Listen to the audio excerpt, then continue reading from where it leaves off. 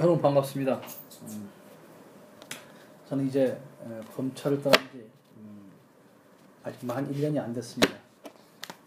지금 검찰총장이신 한상대 검찰총장님께서 내정되시고 검찰을 떠난 작년 8월 2일 날 검찰을 떠났습니다. 그리고 그동안 사무실을 만들고 우리 집을 바쁘게 살아왔습니다. 오늘 여러분을 만나서 여러분에게 어떤 말씀을 드릴 수 있을까, 또 드려야 할까, 여러 가지 고민을 했습니다. 네. 여러분들에게 이런 말씀을 드리는 것이 좀 도움이 되겠다는 생각을 했습니다. 여러분이 검찰에 관심이 있어서 오신 분들이고, 또 검사가 되면 내가 어떻게 변화하고 나에게 무엇이 주어질 수 있는지 이런 것들에 대해서 궁금하죠.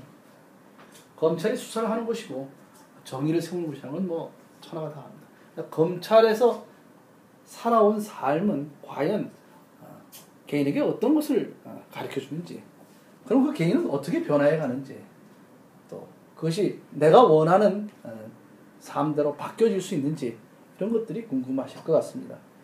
저는 제 삶을 통해서 제 검찰 인생 28년 동안 제가 검찰에서 보고 듣고 배운 것들을 여러분들한테 단편적으로 에피소드 중심으로 말씀드리면서 검찰에서 이런 것들을 배울 수도 있었구나, 또 이런 것들을 배운 사람은 이전 정도까지 잘해왔고 또 그 이후 라이프는 이렇게 되는구나 하는 걸 여러분한테 말씀드리고 싶습니다. 전 1983년 9월 1일 검사가 됐습니다. 제가 검사가 됐을 당시에 저희 동기생 100명이 검사가 같이 됐습니다. 저는 운 좋게도 서울지검에 배치가 됐습니다. 당시 서울지검장은 훗날 감사원장을 하셨던 법무부 장관도 하셨으면 이종남 검사장이셨습니다. 이종남 그 당시에는 서울지검과 서울지검 산하의 지청들이 다 서울지검장의 지휘를 받고 있었습니다. 그래서 동부지청, 남부지청, 당시 서부지청은 없었고요. 또 북부지청 이런 데 검사들이 다, 초임 검사들이 다 한꺼번에 불려왔습니다. 그래서 다 회의실에 모아놓고 검사장께서 소위 간담회를 하는 것입니다. 한 명씩 이렇게 쭉 물어봅니다. 왜 검사가 됐나? 두 번째 질문은 자네는 신명에 무엇을 하고 싶나? 저는 그 당시 제일 나이가 어렸기 때문에 제일 마지막에 답변을 하게 돼 있었습니다. 근데 여러분, 이렇게 처음부터 똑같은 질문을 물어오면 굉장히 당황됩니다. 앞에서 좋은 말 다 하니까요. 저도 시간이 흐를수록 점점 제 답이 앞에 사람에서 뺏겨지는 것을 느끼게 됐습니다. 무슨 답을 할까 고민을 하다가 저는 거의 정답에 가까운 답을 생각해냈습니다. 왜 검사가 됐나? 판사는 법대 위에서 법대 아래를 내려다봅니다. 즉 같은 눈높이가 아닌 다른 눈높이에서 봅니다. 그러나 검사는 책상을 사이에 두고 가슴과 가슴을 열고 같은 눈높이에서 이야기를 합니다. 그래서 서로 가슴을 열고 이야기하고 인간의 냄새를 맡을 수 있기 때문에 검사가 더 좋았습니다. 그것도 조크 삼아 각방을 쓴다는 것이 좋았습니다. 이렇게 답을 드렸습니다. 10년에 무엇을 하고 싶냐면 앞에 검사들이 다 멋진 말을 했습니다. 공안검사가 되보겠다, 마약 전담이다, 조폭 담당이다, 특별수사하겠다, 온갖 멋진 사건을 다 들먹였기 때문에 저는 할 말이 없었어요. 그래서 이렇게 저는 인간에 대한 애정과 사건에 대한 일에 대한 열정을 가지고 검찰에 들어왔습니다. 10년 후에도 저희 인간에 대한, 사람에 대한 애정, 일에 대한 열정이 식지 않았으면 좋겠습니다. 그때도 여전히 그것을 유지하면 좋겠습니다. 정말 청산유수와 같은 답변을 했습니다. 그렇게 시작한 검찰 생활이었습니다. 근데 검찰 생활은 생각만 그렇게 녹록하진 않았어요. 저는 검찰에서는 어떻게 출세하는가, 어떤 사람들이 출세하는가를 분석해보고 싶었습니다. 그 배치표라는 것이 있었어요. 배치표를 놓고서는 배치표의 오른쪽은 특수부였고 왼쪽은 공안부였습니다. 어떻게 하면 공안부가 특수부가 할까? 어떤 선배들은 공안부와 특수부에서 일을 할까? 그래서 그들의 고등학교, 대학교를 쫙 뽑았습니다. 근데 놀랍게도 이쪽 공안부는 거의 경기고등학교, 경북고등학교, 서울고등학교였어요. 근데 이쪽은 분이엘고등학교, 마산고등학교, 삼천포 종합고등학교, 대학도, 경북대학교, 청주대학교, 뭔가 좀 이상했어요. 그래서 제가 판단했습니다. 여기는 집안이 좋은 분들, 소위 가게가 좋은 분들이고, 여기는 맨 땅에 몸으로 뛰어서 이 자리에 온 사람. 그럼 나는 어디로 가야 될 것인가? 장가를 잘 가서 좋은 쪽으로 갈 것인지, 아니면 맨 땅에 헤딩하듯이 노력할 거예요. 결국 저는 대일고등학교를 나왔고, 제가 집안이 훌륭하였거나 또는 지역적으로 제가 특별한 지역이 아니었기 때문에 저는 맨몸으로 뛰기로 결심을 하였습니다. 근데 어릴 때 이런 분석을 한 걸 보면 꽤 나름대로 기획력이 있었던 것 같습니다. 그런데 저의 기획력은 바로 바닥을 드러냅니다. 첫 보직이 서울지법 형사 5부 소년부였습니다. 그래서 부장님께서 저희한테 한두 달 지나더니 초임검사님 저를 불러서 이렇게 말씀하셨어요. 그 당시 1983년 9월 1일인데 1982년도 소년범 실태를 분석하고 그 대책을 강구하는 보고서를 써봐라. 단생점. 저는 대학교 졸업 논문도 안 써본 사람입니다. 어떻게 써야 되는지 선배들이 가르쳐 주지도 않고요. 가서 물어봐 써야 되는데 아마 안 물어본 것 같아요. 한 달을 끙끙 댔습니다. 그래서 써가지고 한 보고서가 1. 서 어쩌고저쩌고 2. 어쩌고 이렇게 써. 검찰 보고서는 그렇게 안 씁니다. 개조식으로 쓰는 거예요. 그런데 저는 그렇게 거의 반 논문식으로 써갖고 왔어요. 한 10여 장 정도. 제가 봐도 내용도 별로 없는 뭐 이것저것 짜집게 해가지고 부장님께서 쑥 받아서 이렇게 보시더니 하고 서랍을 열고 싱글시를 그래서 순간 뭐가 잘못됐구나 이런 생각을 했습니다. 이렇게 저희 검찰에서의 첫 보고서는 시작이 됐습니다.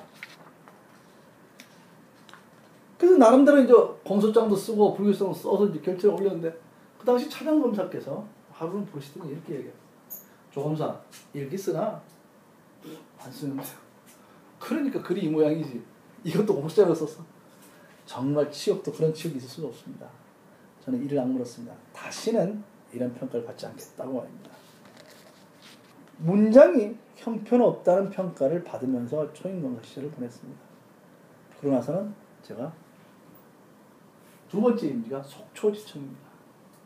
속초지청 가게 된 해는 초임검사는 발령 다음 임지를 이렇게 적어내게 됩니다. 어디로 가고 싶냐 적어낸다고 다 보내주는 건 않습니다. 그런데 그때도 좀 약간 시건방기가 있었던 것 같아요. 그래서 안 적어냈어요. 그랬더니 차장검사가 부르시더라고요. 왜 너만 안 적어내냐? 법무부에서 연락이 왔는데 적어내라 한다. 그래서 어떻게 적어냈냐면 바다가 보이는 곳이면 아무 곳이나 좋습니다. 이렇게 적어냈어요. 그랬더니 속초로 보내주더군요. 근데 속초지청에서 정말 독한 시어머니를 만났습니다. 광주 사범학교 출신의 지청장을 만났습니다. 1년에 구속사건 하면 얼마나 했을까요? 그런데 제가 1년 동안에 보고서를 쓴 것이 사건 보고 한 200건이 넘습니다. 아니 달랑 둘이 있는데 가서 말로 하면 되는 건데 그걸 보고서를 써오라고 시키셔서 정말 꼭 이런 짓을 해야 되나 싶은 생각이 들었는데 그것이 저의 자양분이었습니다. 그분은 그 보고서를 고쳐주시고 또 거기에 뭔가를 더 첨가하고 했습니다. 그렇게 해서 저의 보고서는 시작이 됐습니다. 200여 건의 쪽지 보고서와 함께 저희 보고서 능력이 늘게 됐습니다. 근데 당시에 제가 얼마나 감이 없었냐면 그 차장검사를 하시던 강원임 차장께서 춘천지검장이셨어요. 그리고 속초지청 검사니까 춘천지검 반대. 그래서 검사들을 다 불러서 저녁을 사주신다고. 그래서 갔습니다. 저는 그냥 저녁 먹는 생각하고 쭈렁쭈렁 갔어요. 근데 회의를 하는 거예요. 그래서 검사장, 차장 앉으시고 검사들이 쭉 앉았습니다. 그래서 원주지청부터 검사가 자기 청에 사정, 수사한 내역 같은 걸 보고를 합니다. 보고서를 몇 장씩 준비를 해갖고 왔더라고요. 저는 아무것도 준비를 안 해갖고 왔어요. 근데 점점 차례가 다가옵니다. 법정이 되기 시작했어요.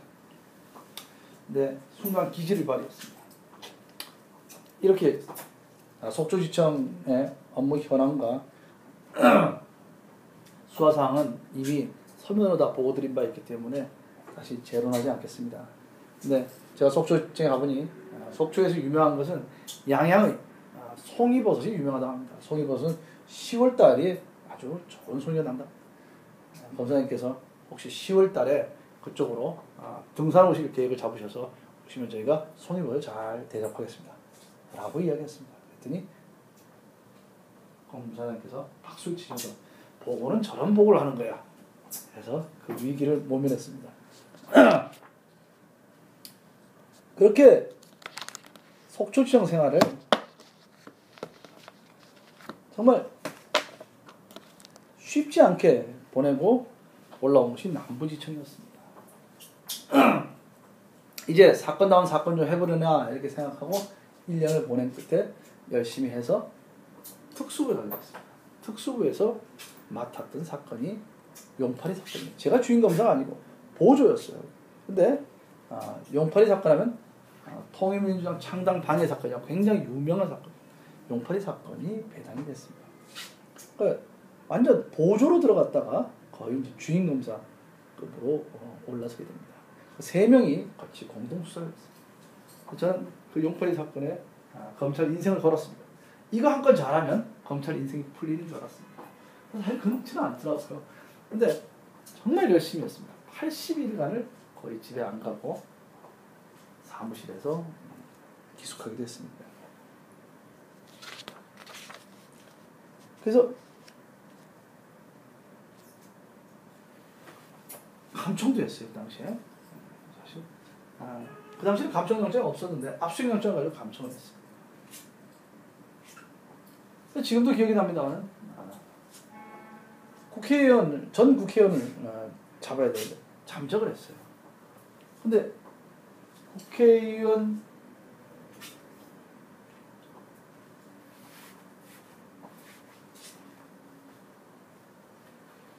국회의원이 어디에 은신하고 있는데 그 은신처 부근 공중전화 박스에서 국회의원 집으로 딸내미가 전화를 합니다. 엄마, 아빠 집 앞이야. 아빠 만나고 집에 들어갈게. 그 전화 한 통화가 단서가 됩니다. 그래서 그때부터 과학적으로 계산했습니다. 자, 그 공중전화 박스에서 불과 1km 범위 내에 있을 것이다. 그리고 틀림없이 거기에 전화를 놓았나 보다. 아빠한테 전화 드렸더니 아빠 있어서 들어간다고 했어. 전화가 있는 거죠. 근데 전화는 다른 사람 명의로 넣었겠죠.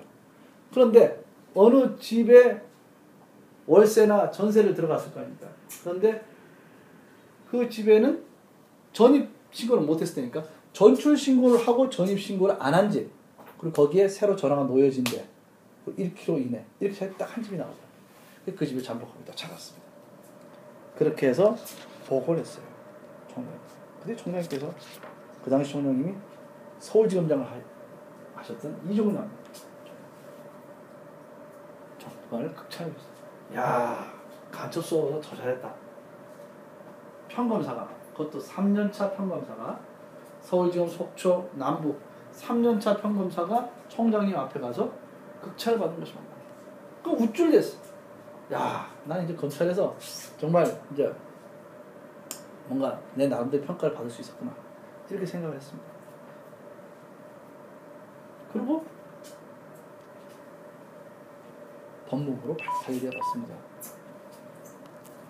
근데 법무부에서 저는 제 보고서 능력이면 법무부에서 뭐 펄펄 나를 줄 알았습니다. 법무부를 갔더니 과장님이 고쳐주는 보고서가 새빨개요. 남은 글자가 거의 없습니다. 그래서 엄청 충격을 받았습니다. 야, 내가 아는 것은 아는 것도 아니구나. 네? 그곳에서 저는 넓은 세상을 보게 됩니다. 저희가 떨어진 오다 중에 한 가지가 광주 보상법을 만드는 것이었어요. 그 당시에 광주 보상법이라고 하는 것이 가장 핫 이슈였습니다. 정부에. 당시 민자당 최고위원이, 대표 최고위원이 김영삼, 나중에 대통령이 되신 김영삼. 광주 보상법을 어떻게 만드느냐를 가지고 늘 국회가 난리였습니다. 근데 그 광주 보상법을 법무부가 맡기로 하고 덜컥 그 제 손에 떨어졌어요. 제가 혼자서 만들어야 돼서. 그때 저는 이런 생각을 했어요. 적어도 보상을 1억 이상은 해줘야겠다. 그리고 그 보상을 해주려면 보상은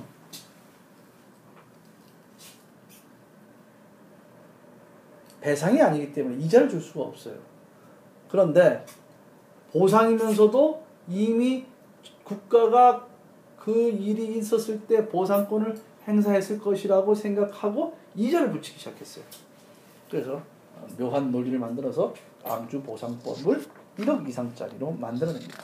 저는 이것을 하면서 평검사 한 일개 평검사의 아이디어가 국가 정책을 좌우할 수 있다고 하는 가장 큰 경험을 얻었습니다.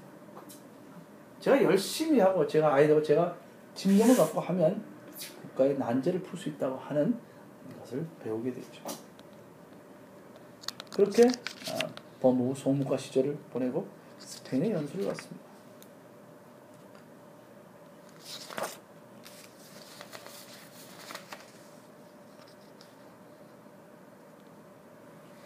스페인에 가서는 저는 의전이라는 것을 깨닫게 됩니다. 스페인에 많은 분들이 찾아오셨어요. 스페인에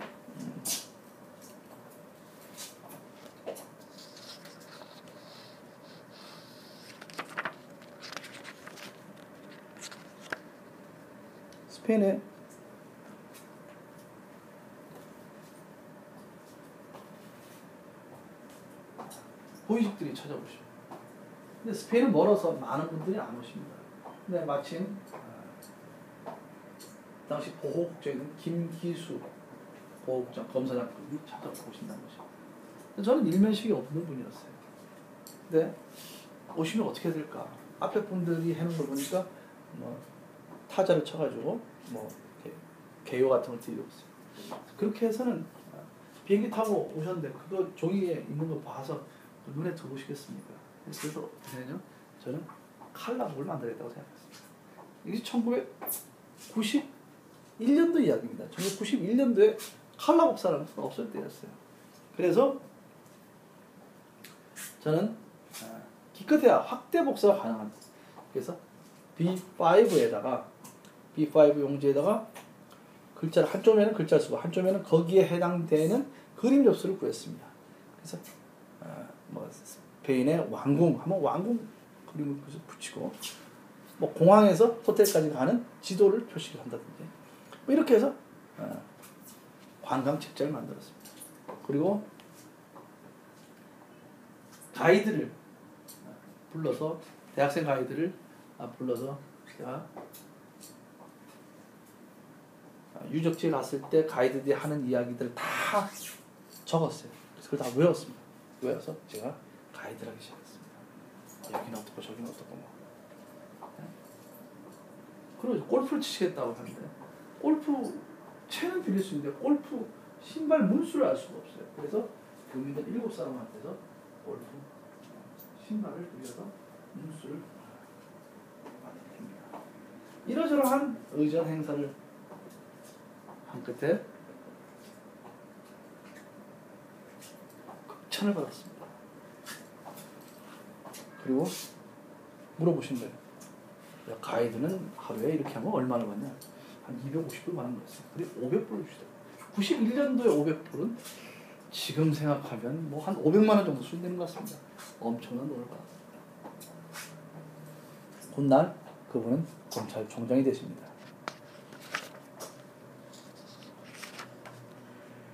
저는 한국에 돌아와서 동부지청에서 근무를 하게 됐습니다. 동부지청 근무를 하면서 제가 반공, 반특을 했는데 사실은 특별수사를 많이 해본 경험이 없었습니다. 제 캐리어에서 제일 취약한 부분이 특별수사입니다. 근데 너무 이게 기획 이런 쪽으로 많이 흘러서 특별수사할 기회가 별로 없었어요. 그래서 저도 뭐 자신도 없고 해서 공안 쪽에 반공반특이지만 공안 쪽에 많이 제가 힘을 주어서 지냈습니다. 그런데 어느 날 검찰총장님께서 동부지청을 질책하셨습니다. 거기에는 수사를 잘한다는 이명재 지청장과 김상희 특수부장이 있는데 왜 특별수사실장이 임명이냐. 그래서 그날부터 반공반특이 온특으로 다 바뀌었어요. 전부 특별수사만 하였어요. 저는 걱정이었습니다. 제 방에 있는 파견경찰관들을 불러놓고 자, 우리 어떻게 하면 되냐. 그들은 큰소리 치고 전화통화 붙잡아서 아무 실적이 나오지 않아요. 그래서 과거에 수사했던 선례들을 놓고서는 다시 검토하기 시작했어요. 아무런 정보가 없는 상태에서 정말 맨땅에 헤딩을 했어요. 그래서 간신히 한 건을 했습니다. 그래서 언론 보도를 했더니 그 다음에 정보가 밀려들어오기 시작했어요.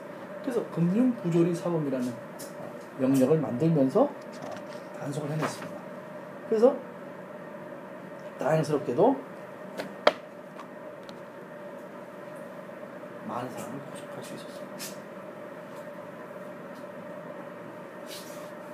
그리고는 지청장을 나가게 됐습니다.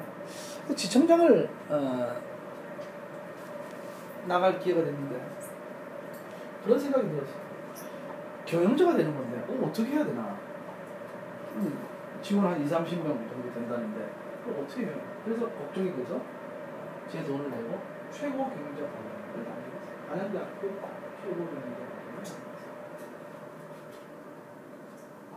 가보니까 정말 신기한 이야기를 많이 하더군요. 경영이 어떻고 뭐 비전이 어떻고 뭐 그런 이야기를 해서 그걸 이제 공부를 해갖고 지청장을 내려가게 됐습니다. 작은 지청, 영덕지청이라는 데를 가게 됐어요. 그래서 저는 그 당시 배운 것을 가지고 영덕지청을 개조하기 시작했습니다. 제가 했던 첫 번째 프로젝트가 뉴 오피스 포먼트.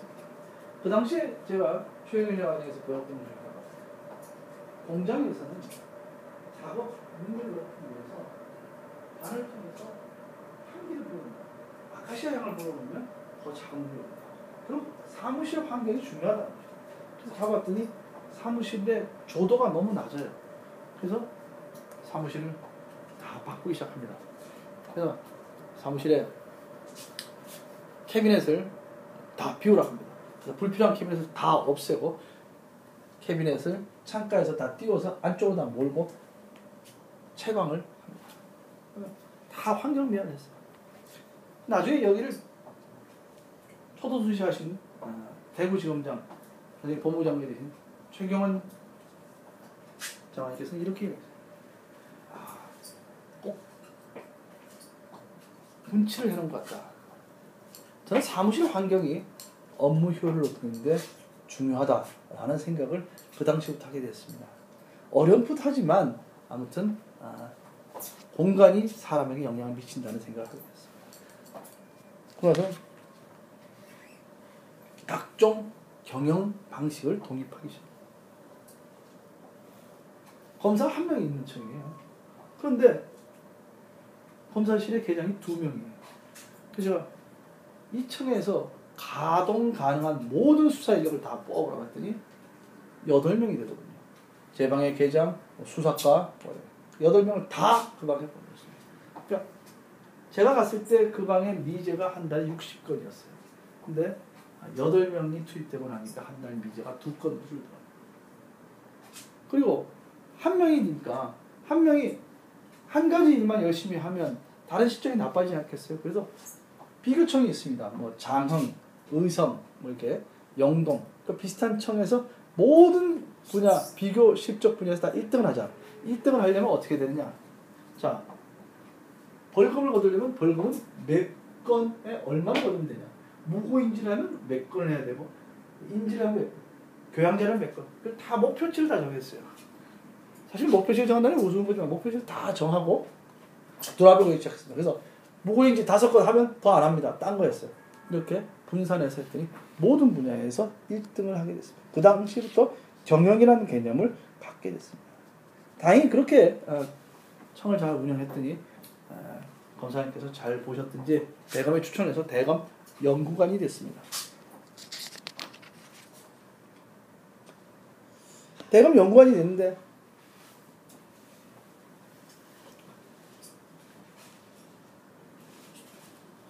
저는 연구원 중에서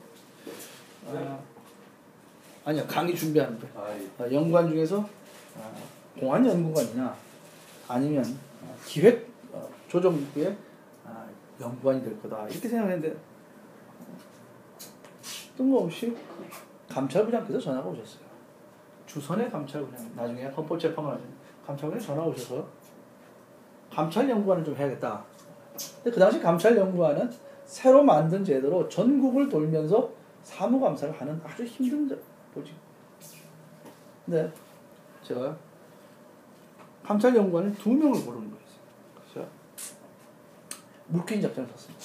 예. 한 사람을 제가 원하는 사람을 해주시면 제가 감찰연구를 하겠습니다. 누구냐? 차동민 연구원입니다. 차동민 연구원은 저하고 대학교 동창이고 연수원도 짝이었어요. 아주 훌륭한 친구.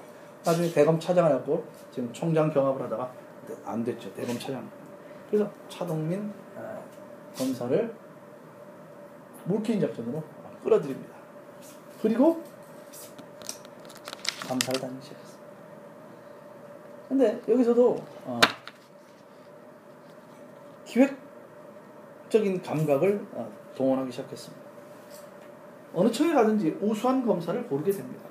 근데 어떤 검사가 우수한가? 그 청마다 미는 검사가 있어요.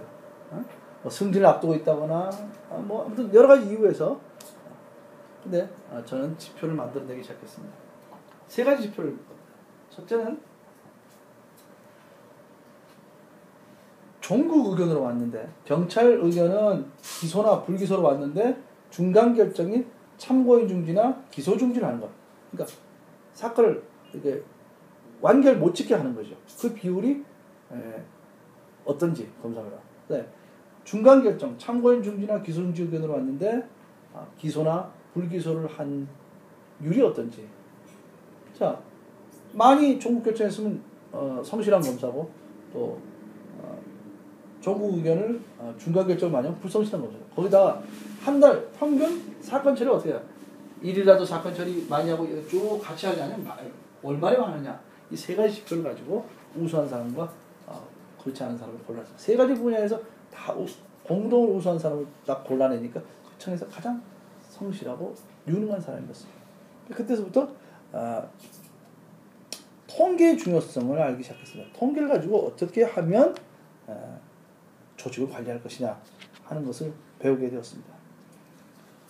그런데 그런데 감찰부장이 바뀌셨어요. 바뀌셨는데 새로운 감찰부장님께서는 상당히 정치적 감각이 있으신 분이었습니다. 그러면서 정권 교체가 됐습니다. 김대중 대통령 정부가 됐습니다. 동시에 IMF가 왔죠. 그렇으니 감찰연구관인 저에게 뜬금없이 IMF 시대의 검찰권 운영 방안에 대해서 한번 보고서를 써봐. 저는 IMF가 뭔지도 잘 몰랐습니다. IMF 시대의 검찰권 운영 방안에 대해서 40페이지짜리 보고서를 씁니다. 그 보고서는 결국 나중 검찰 운영의 지침이 되죠. 그리고 정권이 바뀌고 나니까 김대중 시대의 검찰권 행사 방향에 대해서 또 보고서를 써요. 또한 40페이지짜리 씁니다. 그리고 그 2개의 보고서는 그분을 공안부장으로 승진시키는 데 기여를 했죠. 그리고 저는 범죄정보 과장이라고 하는 보직을 맡아서 나가게 됐습니다.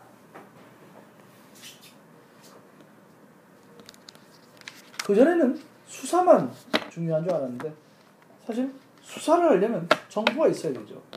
그래서 그 기틀을 잡기 시작했습니다. 검찰이 특수부는 수사만 하고 정보 수집은 이제 하지 않아도 되게끔 체제를 잡니다. 과거에는 특수부가 일 없을 때는 정보 수집하러 나갔다가 그 정보 수집한 거 갖고 수사를 했어요. 그러니까 청부수사가 많이 이루어졌습니다. 그래서 이제는 수사와 정보를 분리하고 대검에서 정보를 집중적으로 생산해내기 시작했습니다. 그래서 첫 직원들이 나가서 정보 수집하고 그 정보가 들어오면 그걸 갖고 더 내용을 파악해서 수사할 만한 거리가 되는지 파악하게 됐습니다. 그래서 저는 정보라는 것도 먼저 배우게 됐습니다. 훗날 이 정보를 다룬 능력은 제가 청와대 갔을 때 그 진가를 발휘하게 됩니다. 어느 날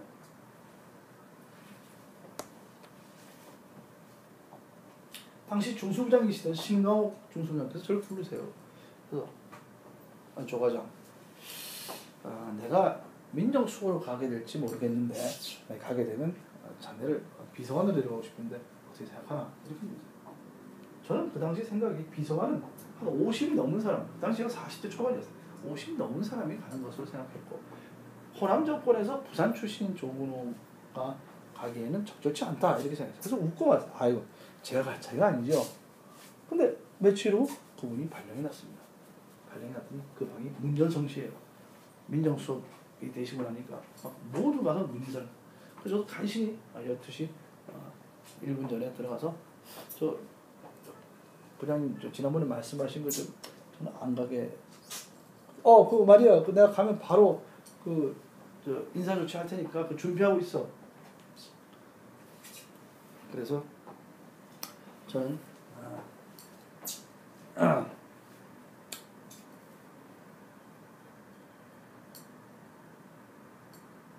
선배들한테 물어봤어요. 어떻게 거기를 왜 가냐? 검찰에서 있으면서 중수 과장 이런 자리를 한 거예요. 그래서 거기 파견나갔던 검사한테 전화를 해서 물어봤어요. 자, 어떠냐?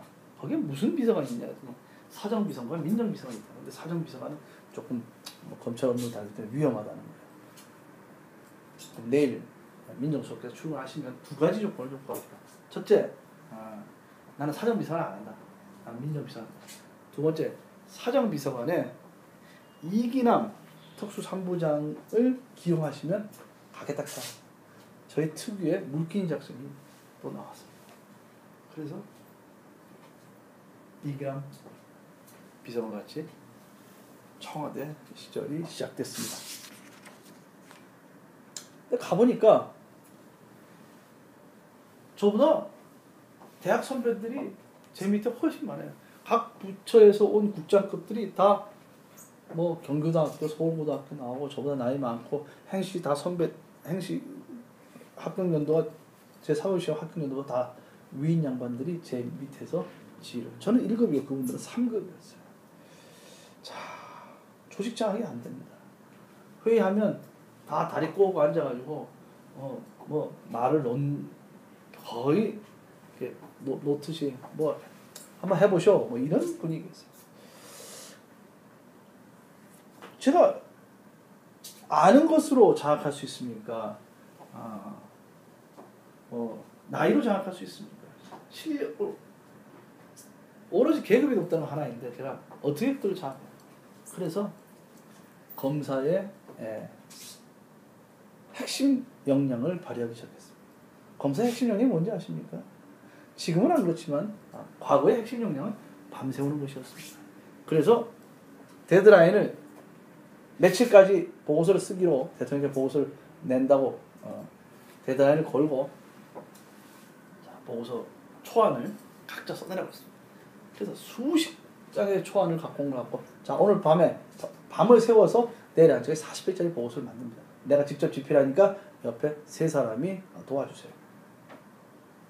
그때 제 밑에 있는 검사 한 사람과 감사에서 나오신 분하고 산자부에서 나오신 분 3분이 밤을 꼬박 세워서 보고서를 썼습니다.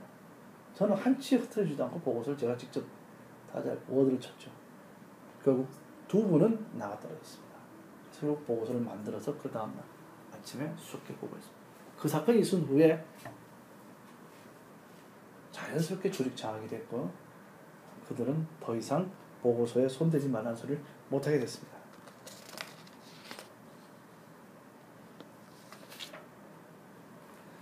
민정비서관의 경험은 저에게 아주 소중한 경험이 됐습니다. 물론 민정비서관을 했다고 하는 것이 훗날 제가 다른 요직으로 가는데 이게 발목잡이가 되기도 했지만 그 자체가 저에게는 큰 행운이었습니다. 기억나는 보고서는 김정은 대통령이 김정일 위원장을 만나러 가시게 됐었습니다. 그때 민정수석실에서 무엇을 도와드릴까 고민하다가 제가 김정일을 이미 만나보았던 사람 50명을 직접 인터뷰하기로 했습니다. 그중에 장세동 전 안기부장도 포함됐어요. 50명을 저희가 직접 인터뷰를 했어요. 그래서 김정일이라는 사람이 어떠한지, 어떠한 장단점이 있는지를 저희가 알아보게 됐습니다. 그런 것들을 통해서 검찰에 있으면서도 외부기관에 파견을 나가서 국가의 정책을 배우는 그런 기회를 갖게 됐죠. 그 후 저는 서울지검으로 복귀를 했습니다. 서울지검 형사 5부장으로 돌아와서는 이제 그때부터 저의 이슈 경영이 시작이 됩니다. 형사 5부장은 교통부장입니다.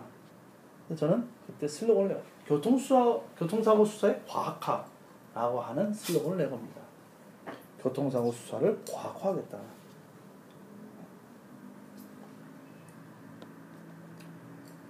교통사고는 가장 과학적인 수사해야 됩니다. 벡터의 법칙이 적용되는 것이죠.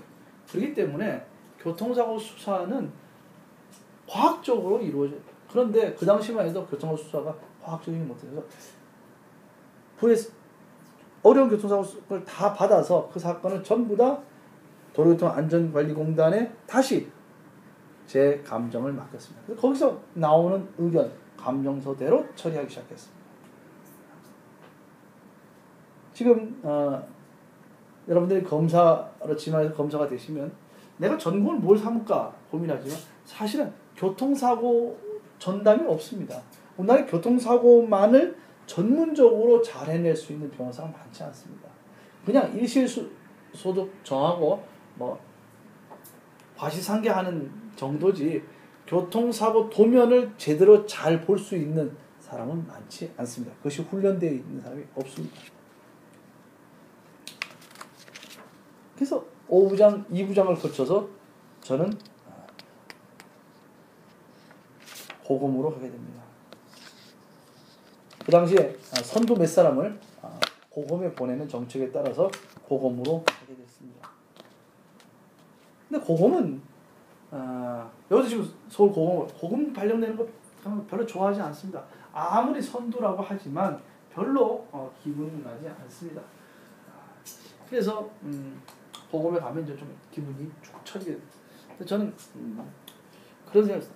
이 고검 생활도 내 인생의 일부이고 여기서 내 검찰 생활이 끝난다 하더라도 최선을 다해보자. 그래서 고검에서 정말 지독하게 일을 합니다. 고검은 지금에서 올라온 사건을 다시 항고라는 과정을 다시 보는 과정입니다. 근데 보통 항고를 해서 재기수사, 다시 수사를 내려보는 비율이 한 5%에서 10% 미만입니다. 검찰별로 차이가 있지만 저는 한 30% 정도 다시 돌려보냈습니다. 그럼 어떻게 이렇게 하게 되냐? 일선에서 난리가 났어요. 조근호가 와서 검사들 죽인다. 어떻게 되냐면 저는 현장 검증을 거의 대부분 나갔습니다. 사건이 많지 않으니까 현장에 나가요. 현장에 나가보니까 답이 있었어요. 현장이 답이다. 현장 검증을 싸움 사건도 명예훼손 사건도 현장에 가보면 현장에 재정 증인이 있어요. 재정 참고인이죠. 그 사람들 조사받아가지고 그럼 재규설명을 내리고 그렇게 해서 기소하기로 했습니다. 그런데 그때 저는 이렇게 검찰 생활이 끝날 수는 없다고 생각했어요. 그래서 시간이 많아서 많은 책을 보게 됐어요. 그때 본 책들이 주로 기업 경영에 관한 책입니다. 나에게 다시 검찰을 운영할 수 있는, 검찰청을 운영할 수 있는 기회가 주어진다면 나는 기업처럼 생각하고 기업처럼 일하는 조직을 만들어 보겠다 라고 다짐을 했습니다.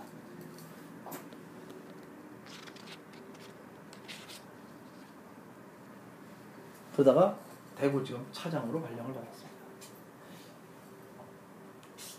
한 2달 추스린 다음에 기업처럼 생각하고 기업처럼 일하자 생각했는데 어떻게 하는 것이 기업처럼 생각하는 것일까 해서 기업의 교육 방식을 조사해보라고 했습니다. 그랬더니 우리 직원이 가서 조사해본 것이 기업에서는 아리랑 교육이라는 걸 받는다는 것이 삼성전자에서. 그래서 기업이 받는 교육을 한번 받아보자 했더니 전 직원들이 반대해요. 바빠 죽겠는데 무슨 쓸데없는 교육을 하냐. 그 교육은 칠판 교육이 아니고 뭐 연극도 하고 게임도 하고 뭐 요새 많이 하는 그런 교육입니다. 그것이 2004년도에 그 교육을 검찰에 도입을 하기 시작했습니다. 근데 실제로 교육을 하고 나니까 모두가 저한테 찾아와서 정말 감동적이었습니다. 검찰 생활 20년 만에 이런 교육 처음입니다. 뭐 아내도 받았으면 좋겠다. 뭐 이런 이야기를 하셨어요. 그리고 우연한 기회에 포스코에서 와서 저희한테 강의를 하게 됐습니다. 포스코 발전의 원동력은 식스시그마라는 것입니다. 식스시그마가 뭔지 전혀 몰랐어요. 시그마 6와 식스시그마를 구분을 못할 정도였어요. 여러분 혹시 아십니까? 식스시그마와 시그마 6. 시그마 6는 기름 이름입니다. LG가 식스시그마 하면서 하도 직원들이 식스시그마를 모르니까 시그마 6라는 이름을 붙인 기름을 내놨다더군요.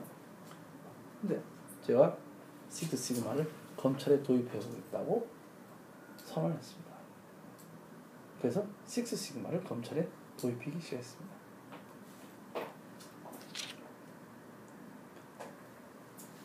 그래서 포스코에다 이야기해서 사람을 한 명 파견받아서 교육을 시작했습니다. 그래서 식스시그마 교육을 받고 과제를 했습니다. 근데 이걸 고검에서 지켜보신 분이 있었습니다. 고검장이셨는데 정상명 고검장. 정상명 고검장이면 그 당시에 총장이 될 것으로 모두가 예상하고 있는 분이었는데 그분이 제가 하고 있는 것을 지켜보시다가 이게 검찰을 바꿀 수 있겠구나 하는 생각을 하셨습니다. 그래서 제 보고를 매주 받으시고 밥도 사주시고 격려를 했어요. 그래서 저희가 식스시그마를 6개월 하고 나서 책을 하나 펴냅니다. 식스시그마 6개월 하고 나서 책을 펴낸 조직은 아마 검찰 대구지원밖에 없어요. 그렇게 책을 펴내고 나서 그 책을 들고 다음 총장 내정이 되신 김종빈 총장님께 찾아갔습니다. 총장님, 이것으로 검찰을 바꿀 수 있습니다. 어떻게 보면 인사운동이기도 하고요. 대검에 써주십시오라는 이야기도 하지만 사실 진심은 뭐 그런 면도 없지 않아 있었지만 검찰을 좀 바꾸고 싶었어요. 그 당시에는 검찰에서 혁신이라는 이야기는 감히 하지 못할 때였습니다. 그래서 검찰을 바꾸겠습니다. 그때 검찰을 쭉 들어보시더니 진짜 이걸 검찰을 바꾸시는 거죠. 네, 바꾸셨습니다. 그때 제가 대검의 범죄정보 기획관으로 발령이 났습니다. 그러면서 총장님께서 부임한 첫날 저한테 범죄정보 기획관의 임무를 주기 위해서 부른 것이 아니라 혁신추진단을 만들어가고 하는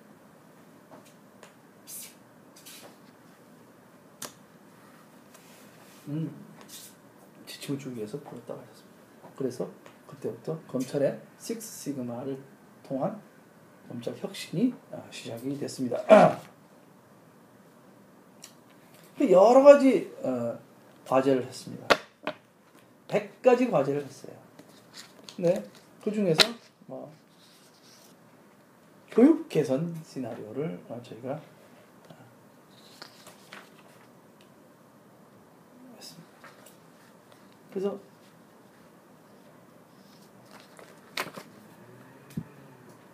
첫 번 컨설턴트를 저희가 채용을 했습니다. 사실 그전에만 해도 검사가 모든 것을 다 할 수 있다고 생각하기 때문에 컨설턴트라고 하는 사람들을 검찰에 불러들인다는 것은 상상하지 못했습니다. 그런데 돈을 주고 비싼 돈을 주고 검찰에 컨설턴트를 채용했습니다.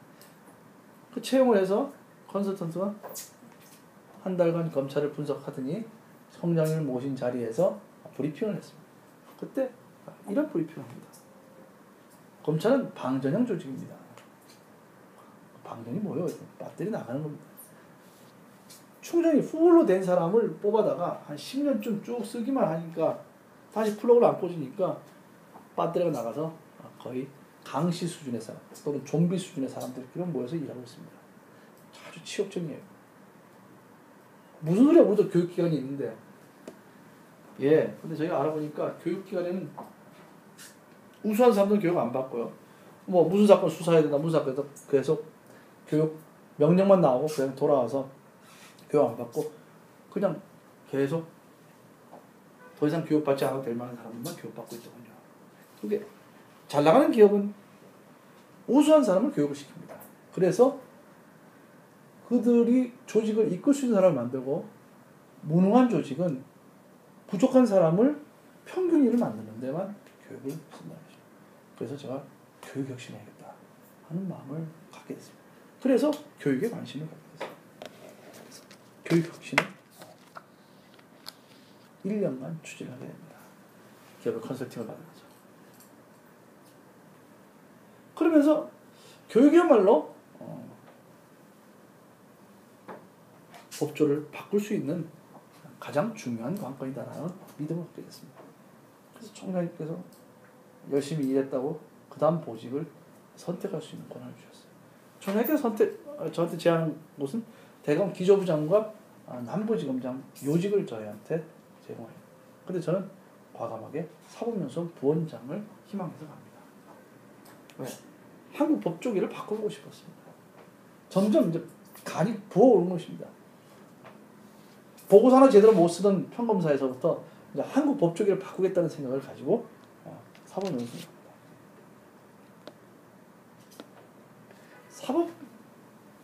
사법연수원에 가서 조사를 해보니까 한국 법조계의 시장 사이즈가 2조 5천억밖에 안 돼요.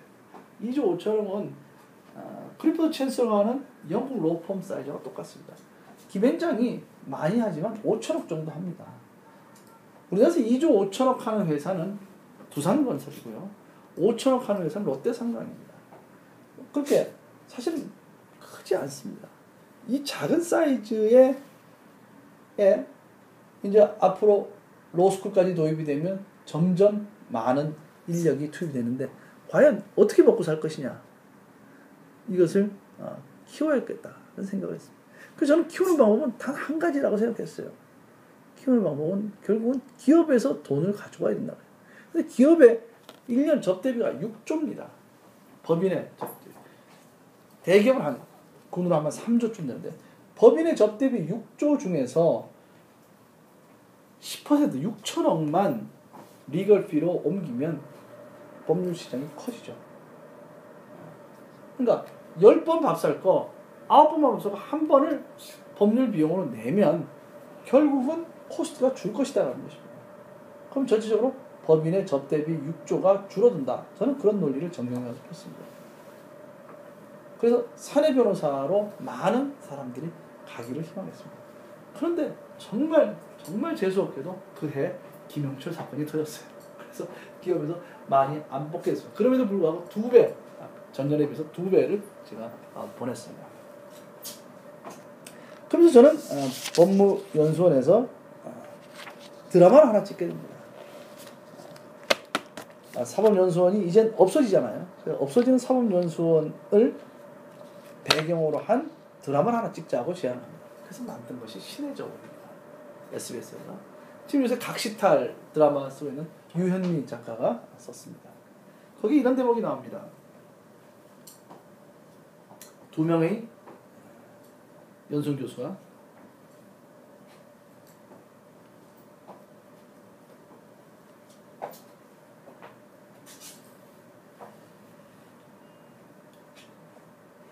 옛날에는 사법시험 하나만 가지고 평생 먹고 사는 시대가 됐어. 그러나 이제는 그렇지 않소. 무엇 하나라도 똑똑히 하지 않으면 먹고 살기 어렵습니다. 그러나 정의 그 반대 이야기를 하는 교수가 있습니다. 여러분이 배우는 기술은 한 집안을 망하게 하고 기업을 도산시키고 개인을 자살을 몰 수 있는 아주 위험한 기술입니다. 자기 자신만을 위해서 그 기술을 쓰는 사람이 없기를 바랍니다. 이 신의 저울은 이런 내용도 나옵니다.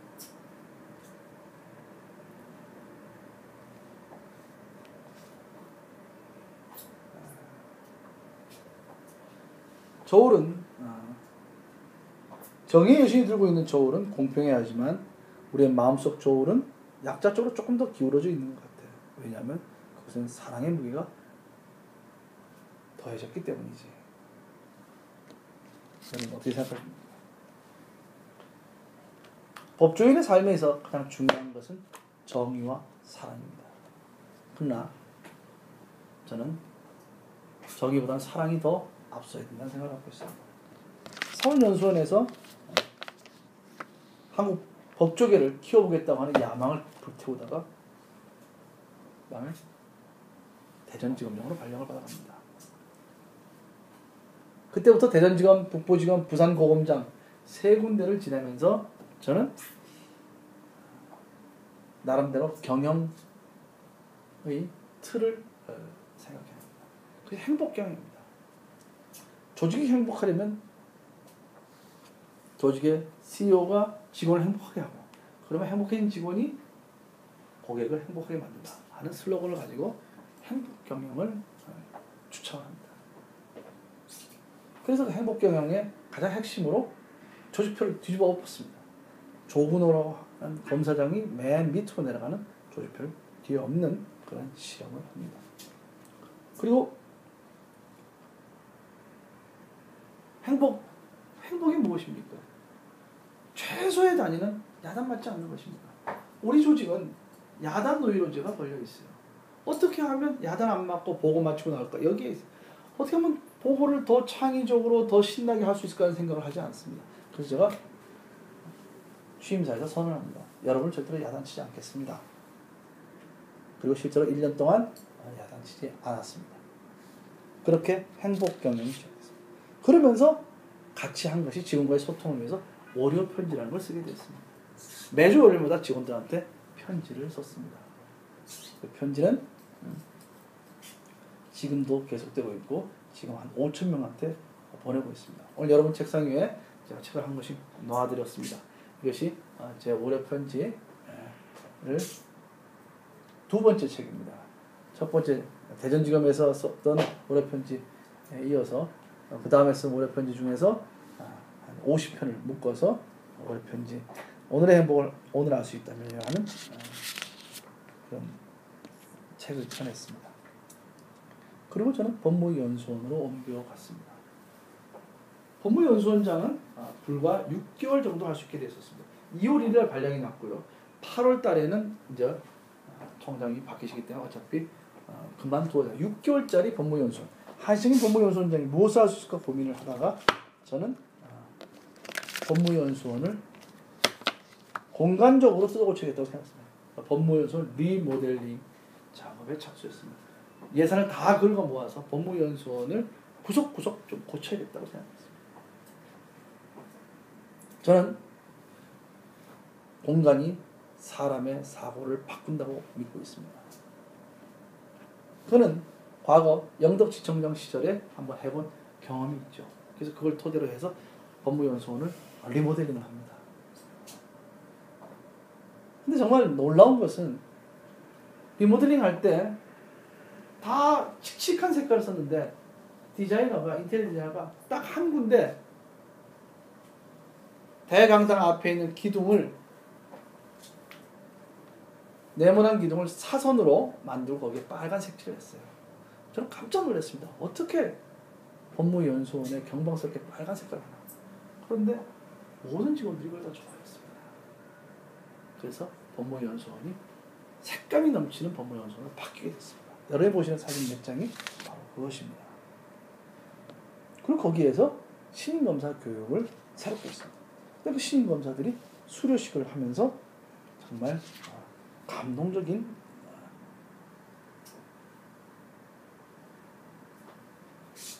무대를 만들었죠. 그들의 무대를 잠깐 보시겠습니다. 저는 이렇게 꿈에 중독되어 살았습니다.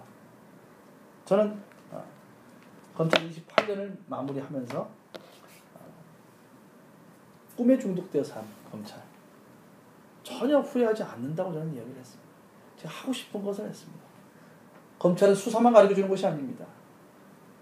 때로는 지책을 하고, 때로는 경영을 가르쳐줬고, 때로는 국가 정책을 가르쳐주고, 때로는 보수를 잘 쓰게 만들고, 이것저것 제가 배우려고만 들었다면 많은 것을 배울 수 있었습니다.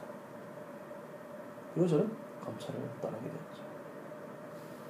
근데 저는 검찰을 떠난 순간 이런 생각을 했습니다. 옥상에 6명이 서 있었습니다. 그 중에 누가 오셔서 한 분을 불렀습니다. 한상대 보검장, 당신이 검찰총장을 하셔야 그럼 5사람을 떠밀었습니다. 그래서 옥상에서 떨어지기 시작했습니다.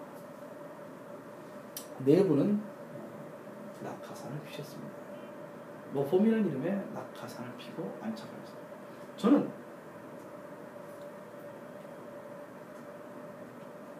날아보겠다고 생각을 했습니다. 이번 기회가 아니면 다시는 날지 못한다. 로펌이라고 하는 낙하산을 나도 필 수 있지만 날아보겠다고 손짓을 했습니다. 그러나 제 손은 날개가 아니었습니다. 그런데 손짓을 세게 하자 제 겨드랑이 속에 퇴화되었다고 생각됐던 날개가 1mm씩 자라기 시작했습니다. 다행히 땅바닥에 떨어지기 전에 참새 날개만큼 돋아나서 날 수 있었고 지금은 까치의 날개를 가지고 날고 있습니다. 언젠가 제가 독수리 날개를 가지고 날게 될 때는 아마도 저희 비상을 누군가 부러워하실지도 모르겠습니다. 그런 의미에서 저는 지금 법률사무소 행복마루라는 것을 운영하고 있고요. 그다음에 컨설팅 폼 HMQ를 운영하고 있습니다. 작년 11월 달에 12명이었던 조직이 지금 25명으로 다행히 성장을 했습니다. 성공할지 여부는 알 수 없습니다. 그러나 오늘도 열심히 날갯짓을 하고 있습니다. 자, 여러분에게 제가 묻고 싶습니다. 여러분의 꿈은 무엇일까요? 여러분은 어떤 꿈을 갖고 로스쿨에 들어오셨고 지금 이 자리에 앉아 계십니까? 저는 여러분에게 몇 가지 조언을 해드리고 싶습니다.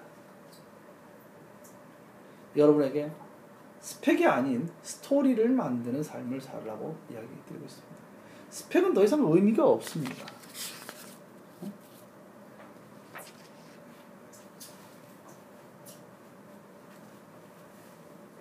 스펙은 그의 내밀한 것을 보여주지 못합니다. 저희 사무실에 로스쿨생들이 원서를 냈습니다. 그 중에 제가 3분을 뽑아서 저와 같이 일하고 있습니다.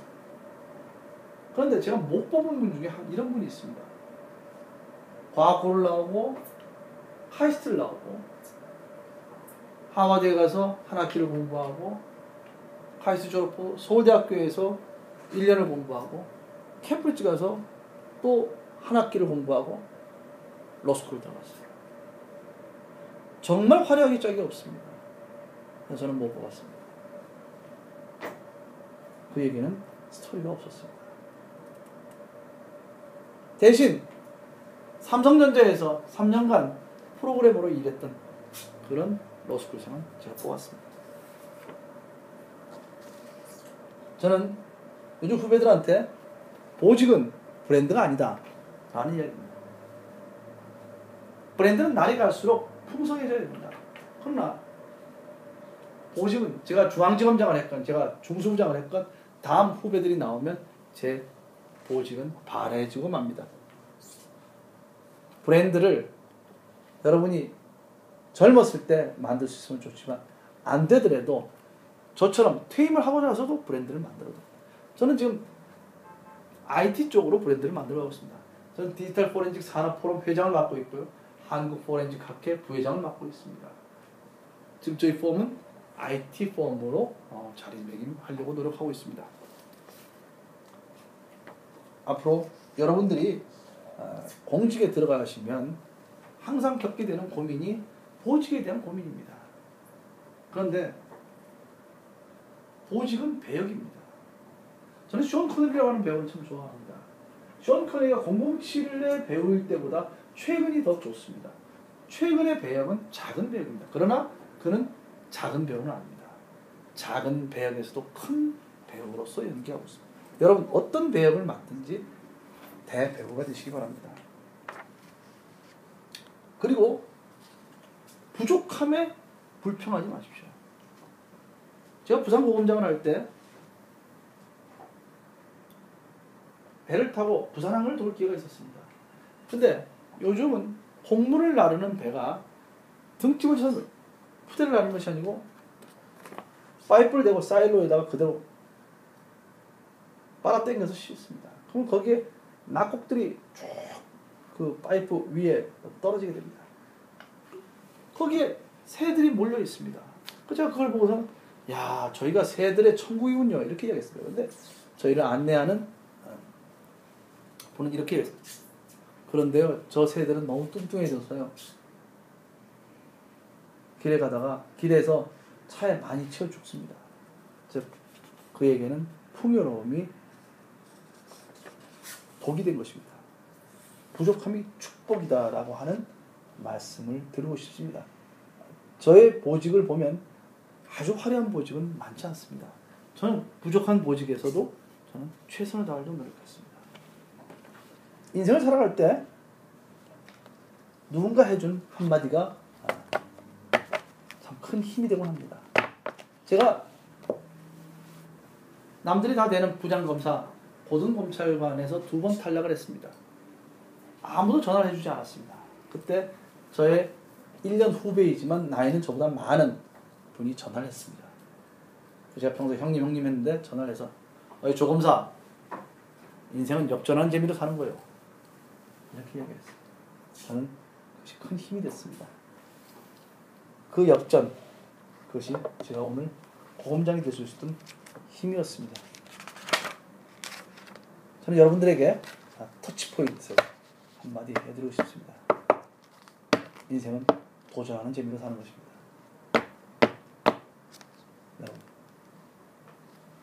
여러분의 인생 도전하는 삶을 사시기 바랍니다. 여러분의 보낸 날을 만드시면서 말입니다. 감사합니다.